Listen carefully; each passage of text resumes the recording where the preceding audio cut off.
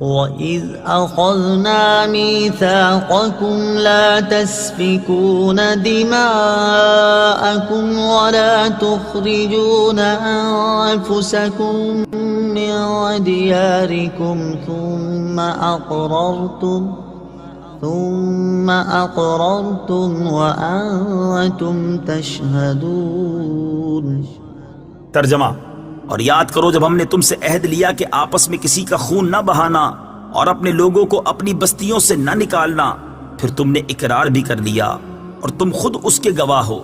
وَإِذْ أَخَذْنَا مِيثَاقَكُمْ، اور یاد کرو جب ہم نے تم سے عہد لیا، یعنی اے یہودیوں وہ وقت یاد کرو جب ہم نے تمہارے آباء و اجداد سے تورات میں یہ عہد لیا کہ تم آپس میں کسی کا خون نہ بہانا اور اپنے لوگوں کو اپنی بستیوں سے نہ نکالنا، پھر انہوں نے اس عہد کا اقرار کر لیا اور تم خود بھی اپنے آباء و اجداد کے اس اقرار کے گواہ ہو۔ ثم أنتم هؤلاء تقتلون أنفسكم وتخرجون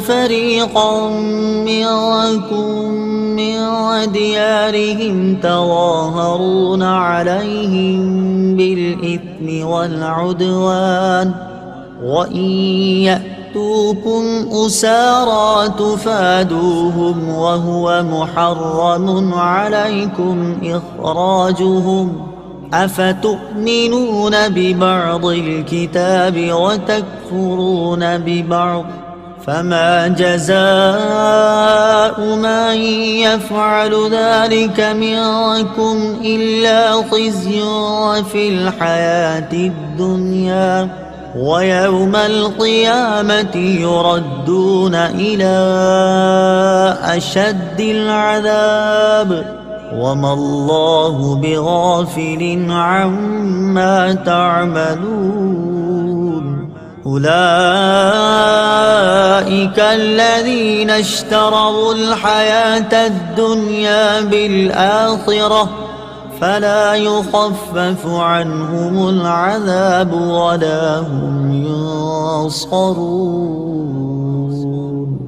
ترجمہ: پھر یہ تم ہی ہو جو اپنے لوگوں کو قتل بھی کرنے لگے اور اپنے میں سے ایک گروہ کو ان کے وطن سے بھی نکالنے لگے۔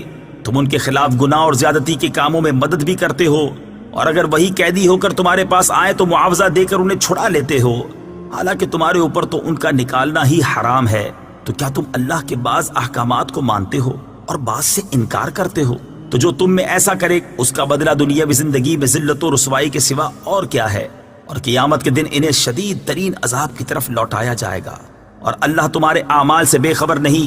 یہی وہ لوگ ہیں جنہوں نے آخرت کے بدلے دنیا کی زندگی خرید لی، تو ان سے نہ تو عذاب ہلکا کیا جائے گا اور نہ ہی ان کی مدد کی جائے گی۔ ثم انتم ہؤلاء، پھر یہ جو تم ہو، تفسیر صراط الجنان میں ہے۔ اس آیت میں حضور پرنور صلی اللہ تعالی علیہ وسلم کے مقدس زمانے میں موجود یہودیوں کے عجیب و غریب طرز عمل کا بیان ہے۔ اس کا پس منظر یہ ہے کہ تورات میں بنی اسرائیل کو 3 حکم دیے گئے تھے۔ نمبر 1، ایک دوسرے کو قتل نہ کرنا۔ نمبر 2، ایک دوسرے کو جلا وطن نہ کرنا۔ نمبر 3، اگر وہ اپنی قوم کی کسی مرد یا عورت کو اس حال میں پائیں کہ اسے غلام یا لونڈی بنا لیا گیا ہے تو اسے خرید کر آزاد کر دیں۔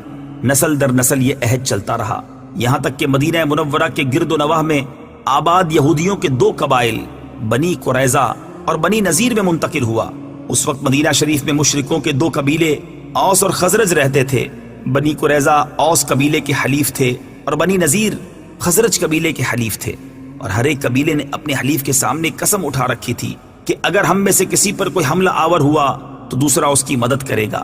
جب اوس اور خزرج کے درمیان جنگ ہوئی تو بنی قریظہ اوس کی اور بنی نذیر خزرج کی مدد کے لیے آتے تھے اور اپنے حلیف کے ساتھ ہو کر آپس میں ایک دوسرے پر تلوار چلاتے، اور بنی قریظہ بنی نذیر کو اور وہ بنی قریظہ کو قتل کرتے، ان کے گھر ویران کر دیتے اور انہیں ان کی رہائش گاہوں سے نکال دیتے تھے۔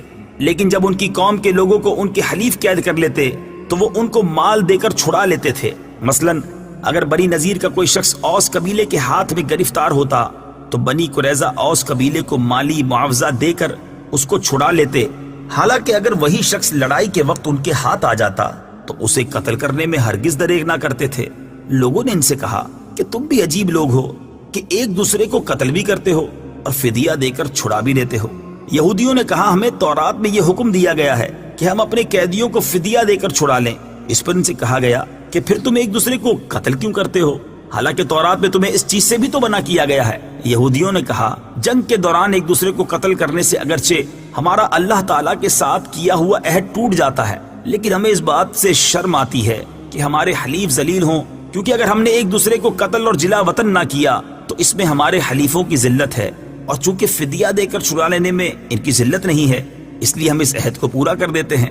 یہودیوں کی حرکت پر انہیں اس آیت میں ملامت کی جا رہی ہے کہ جب تم نے اپنوں کی خون ریزی نہ کرنے، ان کو بستیوں سے نہ نکالنے اور ان کے اسیروں کو چھڑانے کا عہد کیا تھا، تو یہ کیا دو رنگی ہے کہ تم ایک دوسرے کو قتل اور جلا وطن کرنے میں تو ہرگز دریغ نہیں کرتے، اور جب کوئی گرفتار ہو جائے تو اسے فدیہ دے کر چھڑا لیتے ہو؟ اور جن باتوں کا تم نے عہد کیا تھا ان میں سے کچھ باتوں کو ماننا اور کچھ کو نہ ماننا کیا معنی رکھتا ہے؟ جب تم ایک دوسرے کو قتل اور جلا وطن کرنے سے باز نہ رہے تو تم نے عہد شکنی کی اور حرام کے مرتکب ہوئے۔ افتؤمنون ببعض الکتاب، کیا کتاب کے کچھ حصے پر ایمان رکھتے ہو؟ تفسیر صراط الجنان میں ہے بنی اسرائیل کا عملی ایمان ناقص تھا کہ کچھ حصے پر عمل کرتے تھے اور کچھ پر نہیں۔ اس پر فرمایا گیا کہ کیا تم کتاب کے کچھ حصے پر ایمان رکھتے ہو اور کچھ سے انکار کرتے ہو؟ اس آیت سے معلوم ہوا کہ شریعت کے تمام احکام پر ایمان رکھنا ضروری ہے اور تمام ضروری احکام پر عمل کرنا بھی ضروری ہے۔ کوئی شخص کسی وقت بھی شریعت کی پابندی سے آزاد نہیں ہو سکتا، اور خود کو طریقت کا نام لے کر یا کسی بھی طریقے سے شریعت سے آزاد کہنے والے کافر ہیں۔ اس کی تفصیل جاننے کے لیے فتاوی رضویہ کی 21ویں جلد میں موجود اعلیٰ حضرت رحمۃ اللہ تعالی علیہ کی کتاب مقال العرفاء باعزاز شرع و علماء، علماء اور شریعت کی عظمت پر اہل معرفت کا کلام کا مطالعہ فرمائیں۔ یاد رہے کہ عظمت توحید کو ماننا لیکن عظمت رسالت سے انکار کرنا بھی اسی زمرے میں آتا ہے کہ کیا تم کتاب کے کچھ حصے کو مانتے ہو اور کچھ حصے کا انکار کرتے ہو۔ خزی فی الحیات الدنیا، دنیا کی زندگی میں رسوائی۔ تفسیر صراط الجنان میں ہے بنی اسرائیل کی دنیا میں تو یہ رسوائی ہوئی کہ بنی قریظہ 3 ہجری میں مارے گئے اور بنی نذیر اس سے پہلے ہی جلا وطن کر دیے گئے۔